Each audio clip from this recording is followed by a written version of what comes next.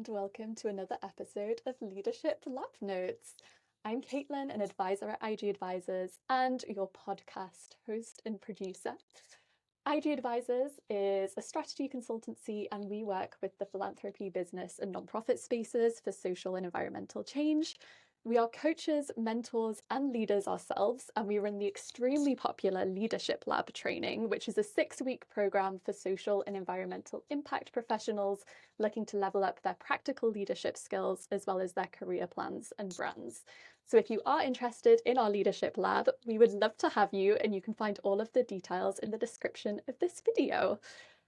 Onto the podcast. So for today's episode of Leadership Lab Notes, we are exploring the topic of managing Gen Z. So Generation Z refers to anyone born between 1997 and 2012, according to Statista. And they are the latest generation to enter the workplace. There are around 4.3 million in employment in the UK in 2022. So really excited to be exploring the topic of Gen Z in the workforce and how we can support them to thrive in their careers. And I'm joined by my wonderful colleagues today, Emily, Milla, and Elena. So we'd love you to introduce yourselves and also just provide one sentence context around your interaction and identity and how you relate to this topic of managing Gen Z.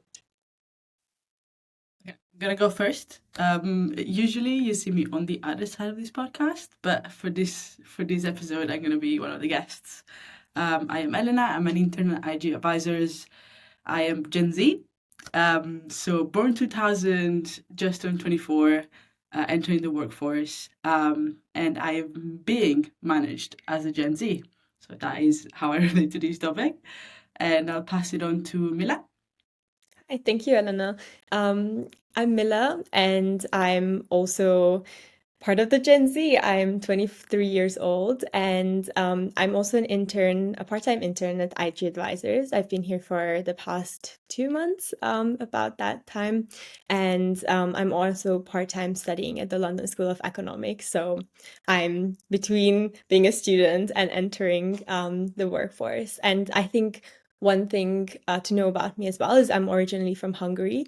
So it's been really interesting to also sort of discover the differences between leadership styles and management styles between the UK and Hungary as well. So I'm very happy to talk about that too. And hi everyone, my name is Emily Collins-Ellis. I'm the CEO at IG Advisors. I am a millennial, so I really know what it is to be to be generalized about based on your year of birth, or to be vilified for the ways in which you're, ruining language with text speak or destroying the diamond industry by not buying enough jewelry. But I am a leader of an organization that obviously employs Gen Z workers, and I'm also a coach for a number of Gen Z and millennial, and in some cases older workers in the workforce. So I see a lot of the intergenerational dynamics that come up in different organizations that I coach and advise. And I'm also one of the teachers on our leadership lab as well. So through the way we share, through the way participants share their experiences on the program, I hear a lot of the different kind of ways that these things come up, the intergenerational opportunities come up in different organizations that we work with as well. Fantastic. So we're going to have a great 360-degree perspective on experiences, which is wonderful. And Milla, really intrigued as well to hear any kind of cultural differences that you've seen. That's a really interesting lens. So I want to start off with a question for Milla and Elena. And as Gen Z employees, what do you value most in a work environment? And what do you need from a manager or a team? What would you want your dream team to look like and feel like? I don't mind going first. So I think for me, what has been really important is sort of a balance between a leader and a manager showing leadership and clear guidance and sort of giving feedback and just giving general directions. I think that's very important for me. But at the same time, what I felt is very, very valuable to me also is that I'm also given confidence and I'm also given freedom to sort of make my own decisions and just I guess, show my personality also in the decisions that I make and at the workplace as well. And I think this was one of the major sort of differences that I discovered between the UK and Hungary, that I think leadership in Hungary is very hierarchical usually, and that leads a lot of managers to sort of show that they're in a position of power just for the sake of doing so.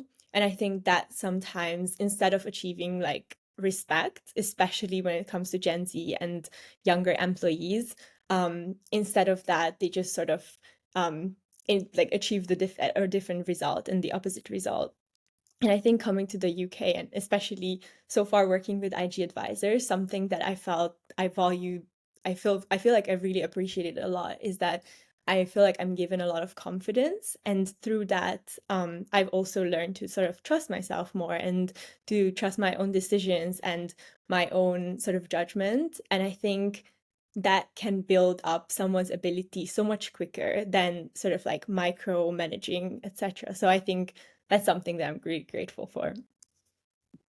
Yeah, I totally agree with you, Milla, on a lot of what you said. And in Italy, the dynamics are also very similar. I'm from Italy. And yeah, I think that what I value a lot is respect and trust. Because, I mean, we're humans as well. And we're both here in the workforce, in the workplace, to try and achieve something together. And if I don't have your trust, then we're kind of wasting everyone's time. And also feedback, as Milla was saying to me, is not just because it gives me direction, it helps me, but also because to me that's really like an act of care towards my growth and towards the growth of the team as a whole. And it's a way of saying, like, I believe in you, I believe that you can do better, and this is my piece of advice on how you can reach that point to fulfill your full potential. So for me, that's really important. And also like flexibility both in the ways of working, so like flexible hours, working remotely, blah, blah, blah, but also in the structure of the organization itself. So like I've worked in organizations where there was zero flexibility. Structure were there because they worked 30 years ago, and therefore when it was established, and that is it. Even if they don't work anymore, there's no way of changing that. While I think that flexibility in that structure, that is important and necessary for it to be there, but the fact that it's flexible and it's there because it works also makes people within the team more responsible, and they feel more involved in how the companies run and how the team work. And I think that's something that I saw at IG Advisors that I think really works and makes people feel like they're part of something. And yeah, that kind of links also to what Milla was saying about non-hierarchical leadership and teams, and also what we talk about in the other podcast, that like having a non-hierarchical structure means that I am trusted, means that I am given responsibility, means that I'm more confident about the things that I do, and means that I can contribute better. So it's like a positive way of coaching rather than a punitive one, which I see a lot in Italy, where if you make a mistake, you're punished rather than given the tools to be better. And I think that a positive way of coaching is a lot more efficient, at least in the way I experience things. I love that. I'm hearing so many interesting things. So there's some very human and universal components. So just feeling respected, feeling trusted, feeling like you can have confidence in yourself.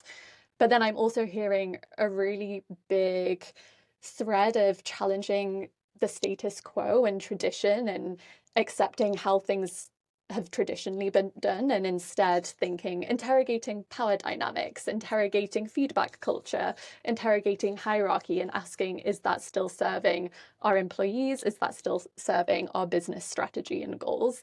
So very, very, very interesting, both this kind of universal need for respect and at the same time challenging, questioning, interrogating the ways things have traditionally been done. I want to hand over to you now, Emily, and I'm really interested in, from your perspective, what are the key differences when it comes to managing Gen Z? Are there any interesting nuances or challenges that come up? And have you had to adapt in any way to address those?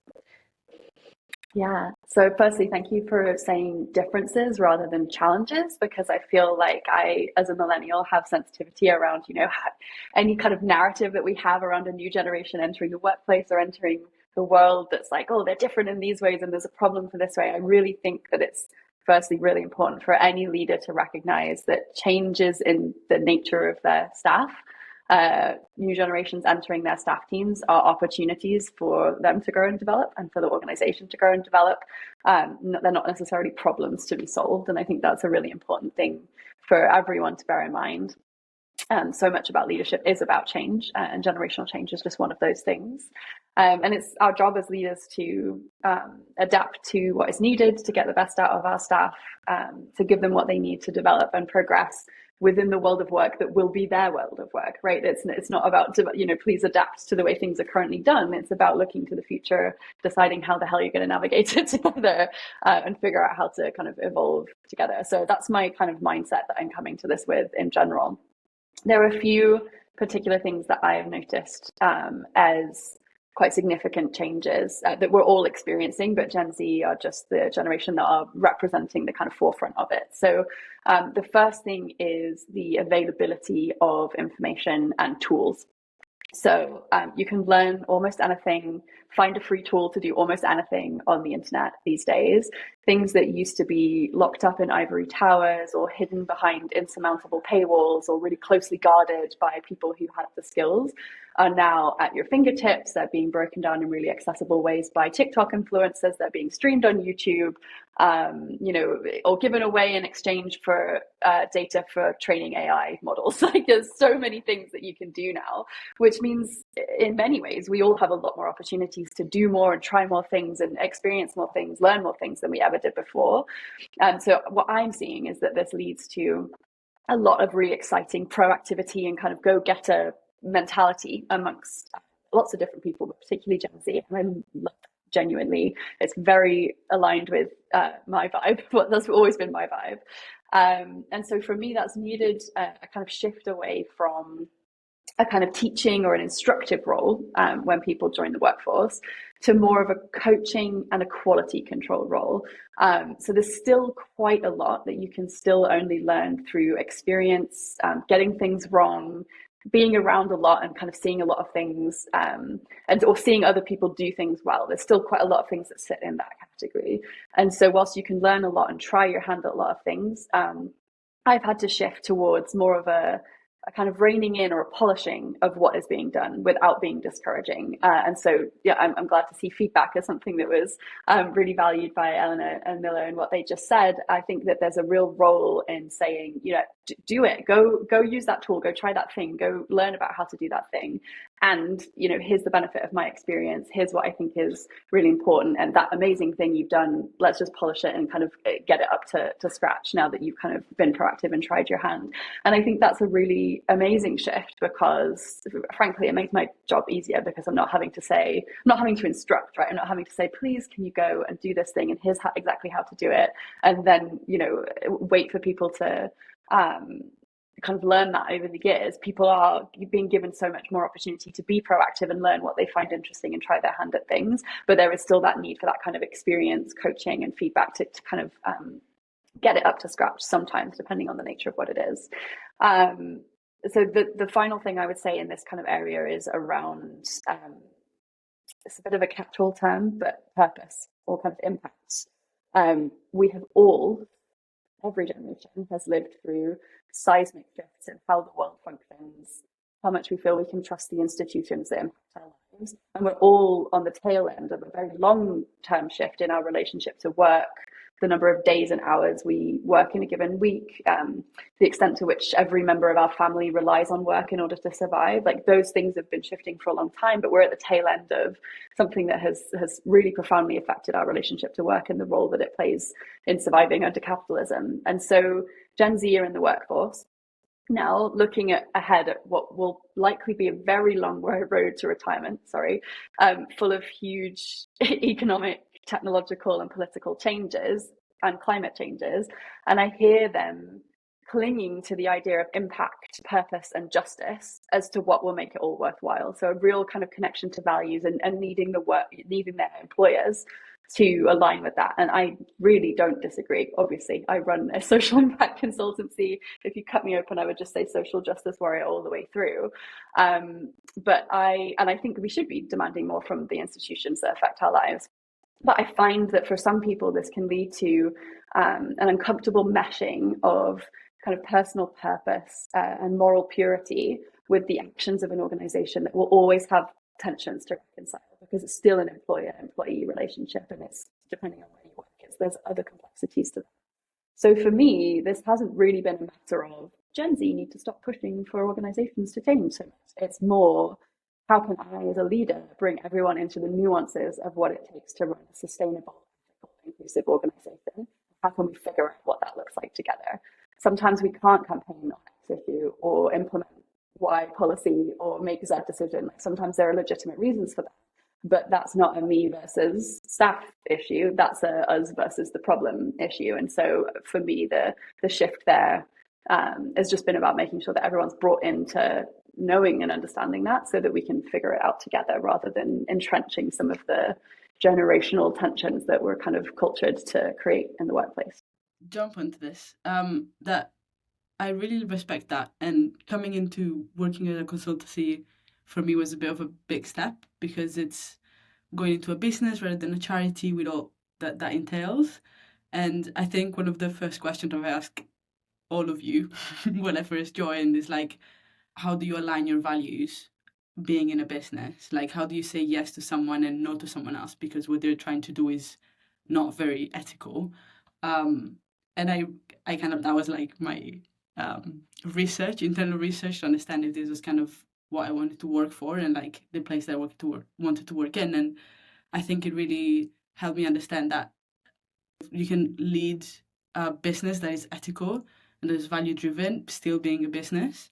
And that means sometimes not necessarily compromising, but like finding a way to make it all work together, and like reminding that still a business and trying to achieve certain goals. That sometimes not the means necessarily justify the ends, but kind of in that area of meaning. But yeah, I think it's been really important for me to also hear that piece. Yeah, and I think that's such a good point about, we've spoken a lot about once you have Gen Z in your workplace, but there's also that whole process of recruitment. And the piece you were talking about, Eleanor, about your own internal due diligence checks and the way you review organizations and check whether they align with your values is really, really interesting for employers, because increasingly, I think there's going to be a lot of pressure to think about corporate social responsibility and the way you're showing to prospective employees that you care about the things they care about. So that recruitment piece there's a very interesting shift there that we've observed and supported many organizations to navigate.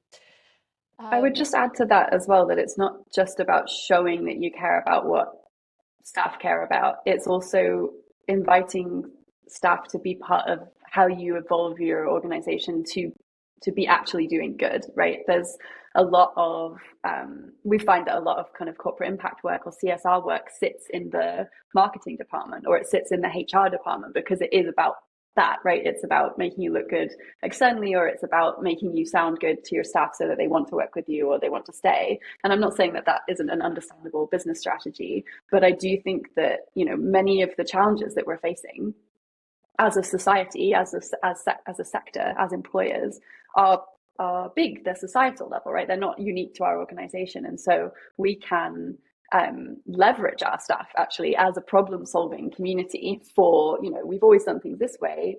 We're hearing that that isn't aligned with what the planet needs or what, you know, the economy needs or whatever. How can we do things differently, and helping people to be a part of problem solving on that? Because one thing I think is really important to note is that with every generation that passes, we become more politically engaged, we become more informed, we become more skilled at parsing what is fake news, what is misinformation, disinformation, what is politically slanted information. I'm not saying that we're all kind of perfect geniuses when it comes to this stuff, but actually our skills have evolved because of the nature of the time that we've grown up in. And so there are a lot of kind of consultants essentially that you have sitting within your organization who can help you to understand these challenges, think about what the potential solutions might be, propose policies that you might implement. And sometimes the answer might be no, or we can't do that for XYZ reasons. But I think it's important to not just try and convince people that you're doing good so much as involve them in actually doing it. That's such an excellent point. And people know if it's lip service, and we have increasing access to information. So I love all of that. Okay, we've already touched a little bit on this next question, which is around your relationship with the relationship between your work and your personal lives. And I'm interested in Milla, Elena, what your needs are there and how you navigate that balancing act. Okay, I'm gonna go first on this one. I like to yappa yappa. So I think this is a bit of a tricky question for me because on one hand, I mean, I have Instagram, I have social media, so I've been loaded with a lot of information about the importance of work-life balance and like it's important to be healthy and to have your own time and I agree with this. I think I love my life and I love my job at the moment, but I also love my life outside of my job. So I do think that for me it's very important to keep that balance and kind of like once I'm done with work, I'm done with work and also put limits. So like I'm not done, but now I need to go. And kind of respecting that. But on the other hand, there is being an intern and starting in the workforce and all of those factors kind of put a bit more insecurities as well in the work that I do. And so there's this need for work-life balance is kind of countered by the insecurity of not doing enough work or not doing it well enough. And there's always like the voice at the back of my head and it's like, well, if you keep working a bit more, then you'll get more done and then the team will be happier with the work that you're doing and it will be easier. So it's like it's hard. And I think that's also because in Italy, the work-life balance, especially for people that are starting work, is inexistent. So you're meant to be going through a period of working 24/7, no pay, treating like not human. And that's just, I think that's kind of at the back of my head. That it's like you need to prove yourself and you need to do all of this extra work to be able to prove yourself. But on the other hand, it's like I want to be healthy and I want this work-life balance and I want to have my life after work. It's a bit of a struggle at the same time being in a business that does value a lot. Work-life balance helps because people around me are like, okay, now you need to go home. And that's always very helpful to be like, okay, I'm going to go home. But yeah, it theoretically is an easy answer, but in practice, I think it's a bit more complicated. Yeah, I agree with like a lot of what you said. And I think because of those pressures that you described, Elena, I think sometimes it really is hard to say no and sort of like it's very, very important to learn how to do that. And I think like what you said about an organization being supportive and sort of like having that culture where sort of work-life balance is valued is obviously like such a huge help because it lets you learn like how to like set your own boundaries. And I think in the end, like setting your own boundaries is not only important for you and your own work-life balance, but I think in the end, it's also worth for organizations that obviously like their employees are happy, they're motivated, they feel good at the workplace, they feel supported. And I think that would just like naturally lead to an increase in performance, as opposed to, for example, what we talked about before in, like using punitive measures to sort of like increase that performance, which I think is just in the end, it's not sustainable and it's also somehow unnatural in a way. So I think that's very important. And I think what Emily has also been talking about, sort of like facing a problem together or like facing challenges or differences together rather than seeing it as like like boss versus employee kind of thing.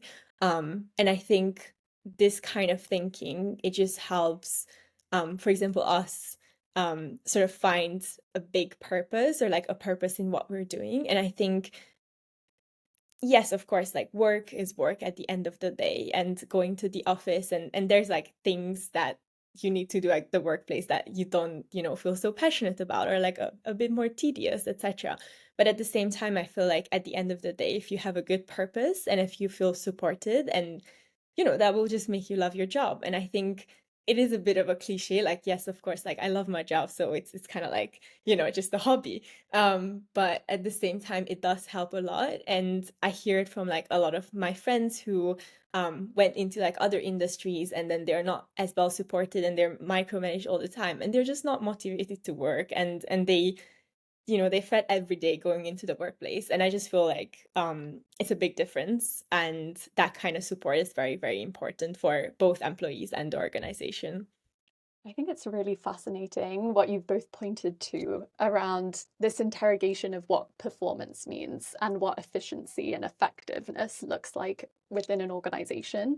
Because there is a stereotype which comes with every new generation that enters the workforce, where they're perceived as, oh, this generation doesn't have the same work ethic as the ethic that we've, had in the golden age of professional careers, blah, blah, blah. And what I'm hearing from you is it's actually not about work ethic at all. It's about redefining what it means to be a capable, effective, performance-driven employee. And it's thinking about how work-life balance, a supportive team, having a really clear value and purpose to the work that you're doing feeds into performance. So it's just slightly redefining and shifting the lens that we apply when we think about how to drive a team effectively. Emily? I'd also say that, as well as the intergenerational judgment about work ethic, that there's also an evolution that we have gone through in learning how people learn, right? There's previous generations had a kind of very command and control, coming from the industrial revolution, and coming from the military, like that type of, throw people in at the deep end, like punish them for failure, like let them work their way up, like that type of structure that was expected from people's careers. And so the idea, regardless of what generation you were, the idea that you start out as a nobody that's paid very little and has no responsibility and no accolades and no respect, and then you get kind of treated like dirt, and then you earn that respect, and then you're kind of at the top, like that idea that that's how best to teach people and how to get good leaders and good people out of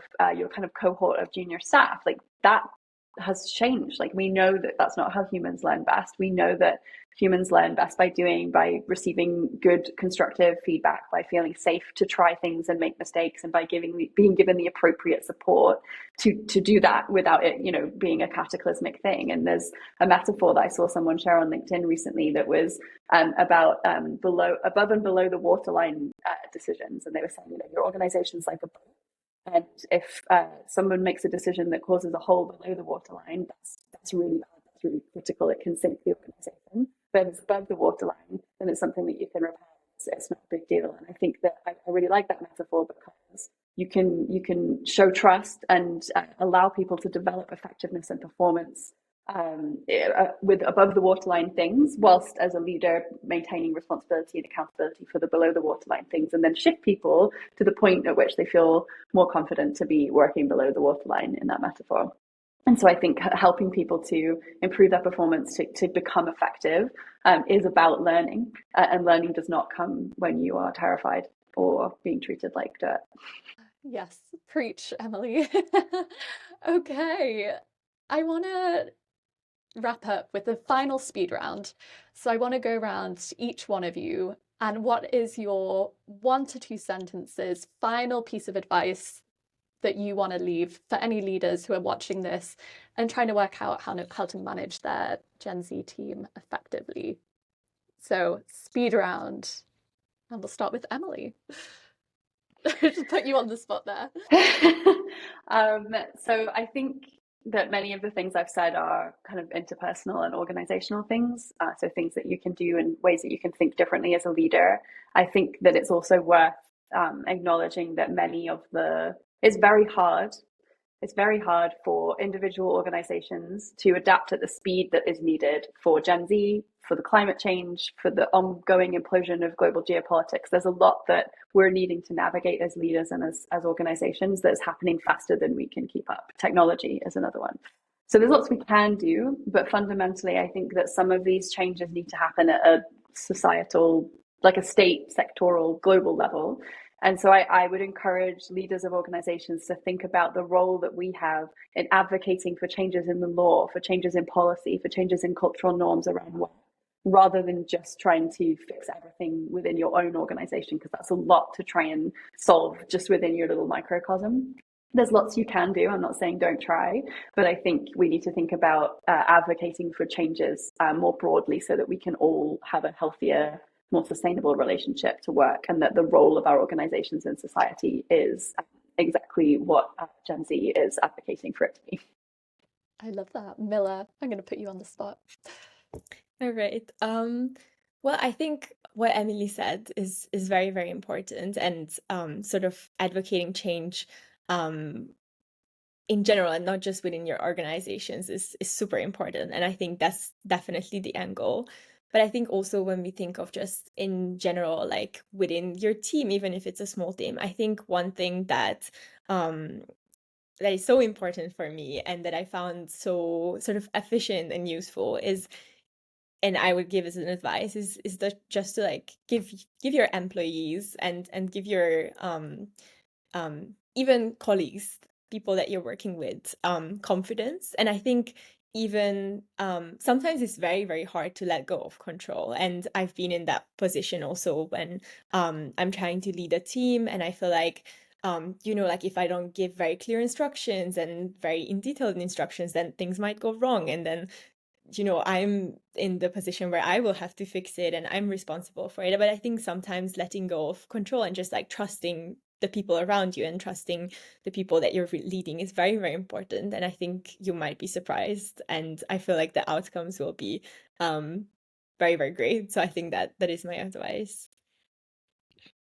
Well, my fire round is going to be just something adding up to what Milla just said. So like finding a balance between trusting and letting go of control, and guiding and giving feedback, and still realizing that it's people that are new and people that are learning, and that they value as well your guidance and your coaching and your feedback, and kind of finding the balance between letting them do their thing and guiding them through them doing their thing. I love that. And I think my main takeaway from this conversation is people are people. So help your team feel trusted, respected, and motivated and empowered. And that goes a very, very long way. Well, thank you so much to our wonderful guests and to everyone watching. If you enjoyed today's video, please do remember to give us a like, comment, subscribe. We're going to link to all of our LinkedIn profiles in the description. And you should consider joining our Leadership Lab program, which is a 6-week training.